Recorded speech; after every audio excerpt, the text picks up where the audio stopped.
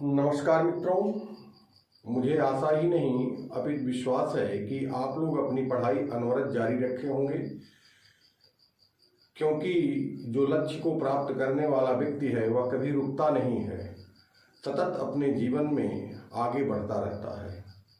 वह अपने लक्ष्य को पाने के लिए हर असंभव प्रयास को भी संभव बनाता है।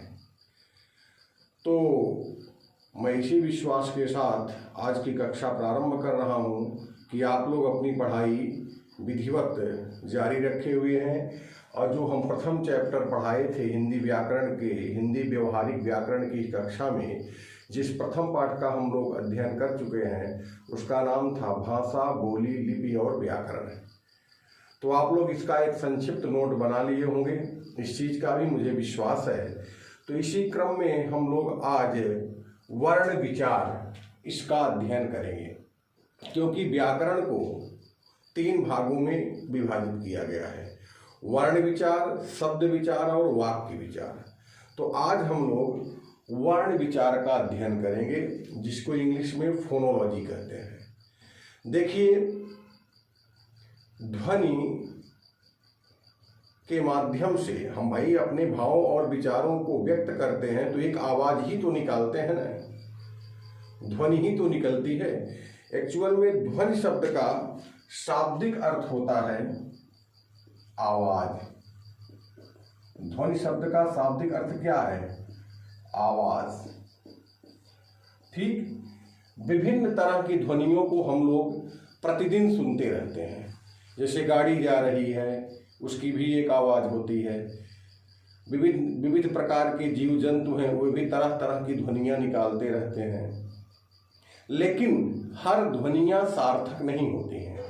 अर्थात हर ध्वनि का कोई मतलब नहीं होता है। अर्थात बहुत सी ध्वनियाँ निरर्थक होती हैं, उनका कोई अर्थ नहीं होता है। तो आज हम लोग जिस वर्ण की बात कर रहे हैं, जो सार्थक ध्वनियों के जो सिंबल हैं, उन्हीं को वर्ण कहते हैं। वास्तव में होता क्या है? एक एग्जाम्पल देखिए, यह मेरी कलम है। जब हम ऐसा कहते हैं यह मेरी कलम है, तो ध्वनियां ही तो मुंह से निकल रही हैं, और आप इन ध्वनियों को सुनते हैं, समझते हैं कि जो कलम है वह अमुक व्यक्ति की है। तो ध्वनियां क्या है? सार्थक है। अगर तोड़िए, इसमें एक शब्द है यह, इसका वर्ण विच्छेद करिए,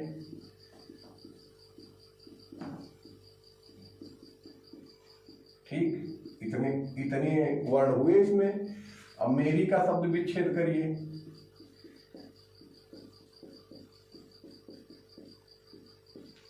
ठीक,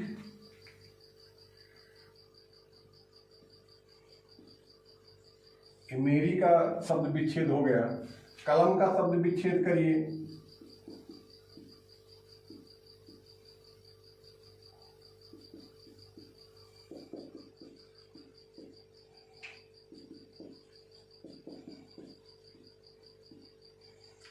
ठीक,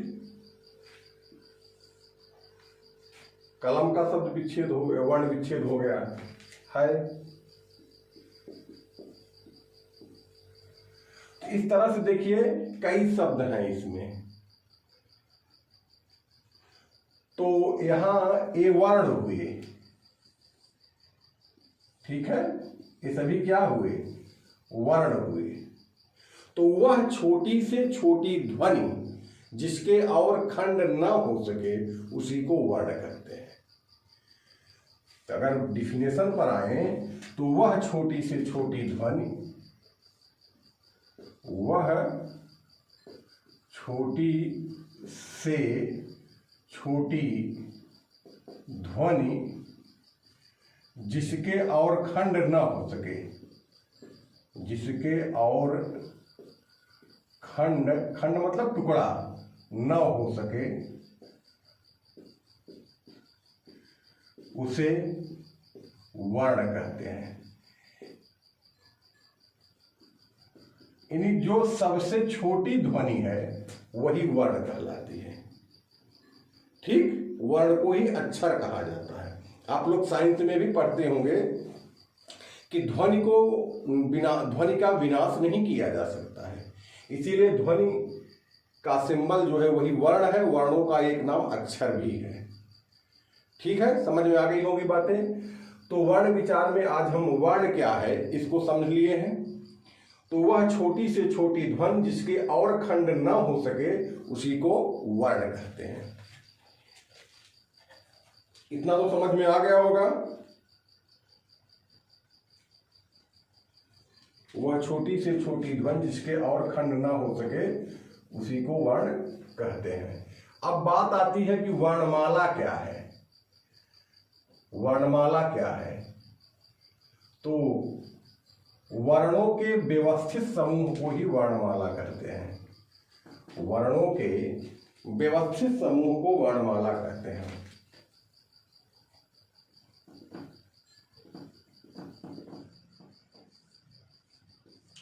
देखिए, वर्णमाला में हर वर्ण का एक निश्चित स्थान निर्धारित है।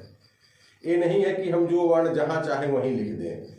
हमें यह नहीं है कि छ त्र ज्ञ क ख च छ ट ठ प फ फिर यारा लाव फिर आ स्वरों को लिख दें, ऐसा नहीं है। हर वर्ण का एक निश्चित स्थान निर्धारित है। इसीलिए वर्णमाला की परिभाषा है वर्णों के व्यवस्थित समूह को ही वर्णमाला कहते हैं। वर्णमाला क्या है? वर्णों का एक व्यवस्थित समूह है। तो वर्णों के व्यवस्थित समूह को वर्णमाला कहते हैं।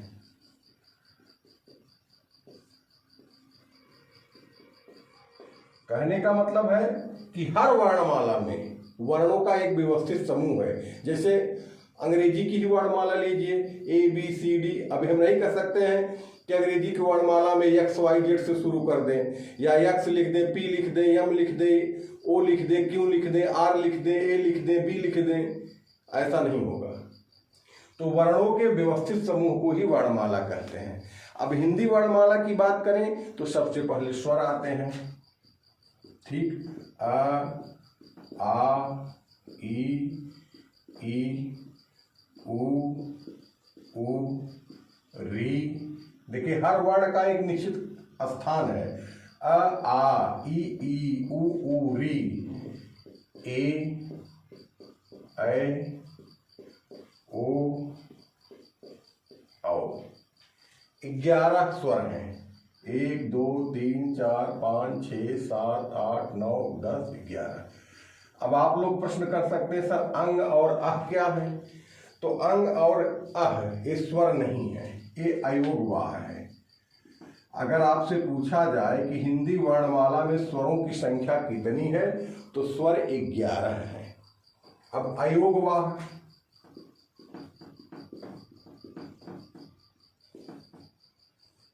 ये अंग और अह है।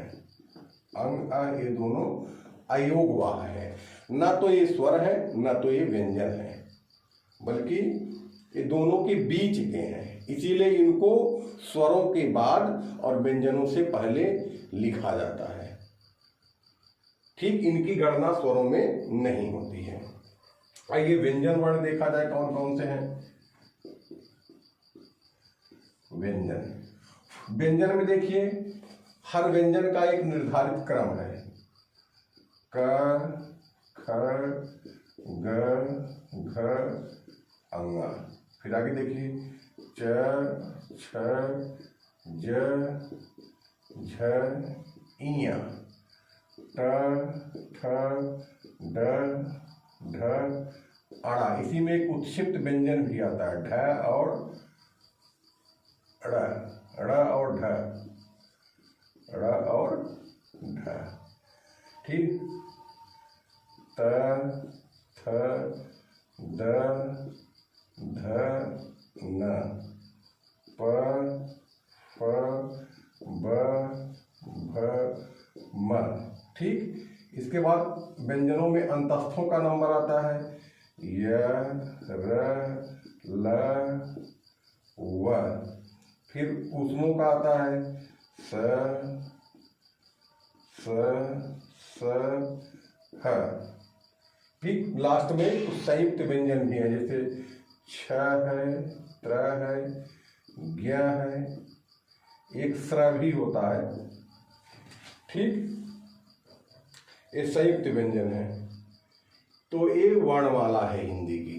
तो अगर प्रश्न कोई करे कि वर्णमाला क्या है, तो वर्णों का एक व्यवस्थित समूह है। उसमें सबसे पहले स्वर होते हैं, स्वरों के बाद अयोगवाह, अयोगवाह के बाद व्यंजन वर्ण आते हैं, फिर उसके बाद स्टार्टिंग में स्पर्श व्यंजन होते हैं, फिर अंतस्थों का नंबर आता है, फिर ऊष्मों का नंबर आता है, फिर लास्ट में संयुक्त व्यंजन का नंबर आता है। ठीक, तो आइए आगे बढ़ते हैं। वर्णों के भेद, वर्ण के कितने भेद होते हैं, आइए उसका अध्ययन किया जाए। तो आज हम लोग इतना जाने हैं कि वर्ण किसे कहते हैं और वर्णमाला क्या है। आइए आगे बढ़ा जाए। वर्ण विचार के इसी क्रम में हम लोग आगे बढ़ते हैं, वर्णों के भेद का अध्ययन करते हैं। वर्णों के भेद, वर्णों के भेद। ठीक, तो वर्णों के तीन भेद हैं। कितने भेद हैं? तीन भेद हैं।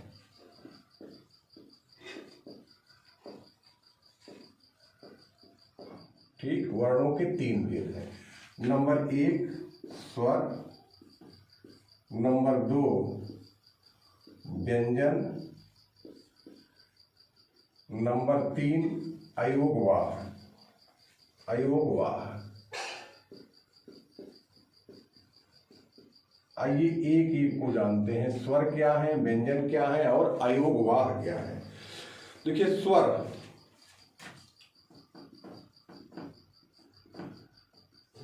जिन वर्णों का उच्चारण स्वतंत्र रूप से होता है, यानी जिन वर्णों के उच्चारण में किसी अन्य वर्ण की सहायता न लेनी पड़े, अर्थात जिन वर्णों का उच्चारण करते समय मुख से निकलने वाली वायु बिना रुके बाहर आती है। बिना रुके से तात्पर्य किसी भी उच्चारण अवयव से बिना टकराए ही बाहर निकल जाए, वही स्वर वर्ण है। ठीक, तो जिन वर्णों का उच्चारण करते समय हवा मुंह में बिना रुके बाहर आती है, उन्हें स्वर कहते हैं।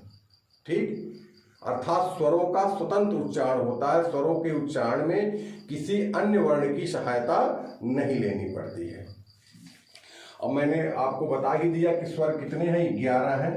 अभी लिखकर बताया था, छोटा अ, बड़ा आ, छोटी ई, बड़ी ई, छोटा ऊ, बड़ा ऊ, उसके बाद री है, फिर ए, फिर ऐ, फिर ओ, फिर आओ।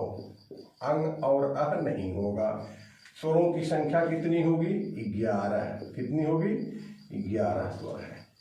इतनी चीजें आप लोगों की समझ में आ गई कि जिन वर्णों का उच्चारण करते समय मुंह से निकलने वाली हवा बिना किसी रुकावट के बाहर आती है, उसे स्वर कहते हैं।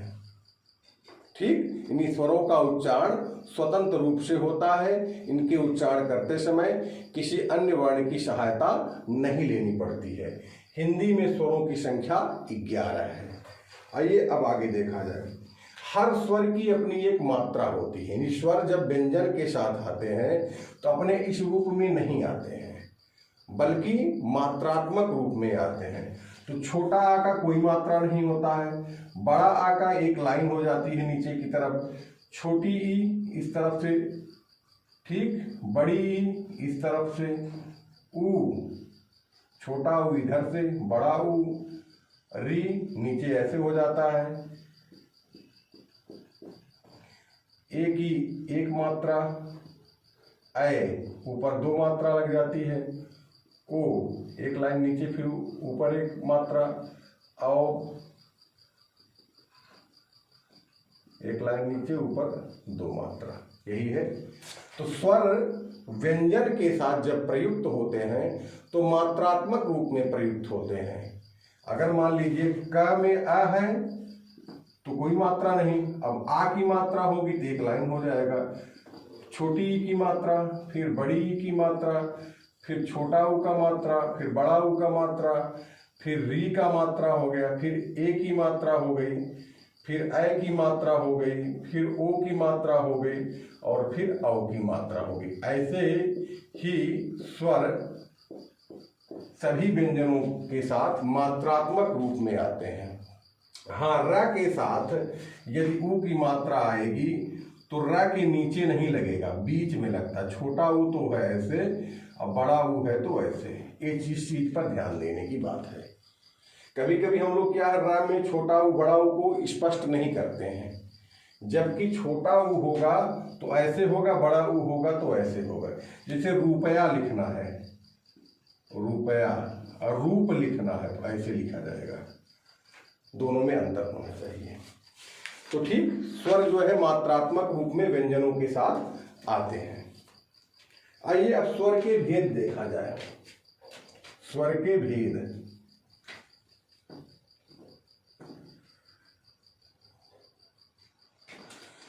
स्वर के 3 भेद हैं। स्वर के कितने भेद हैं? स्वर के 3 भेद हैं। स्वर 3 तरह का होता है। ह्रस्व, दीर्घ और प्लुत।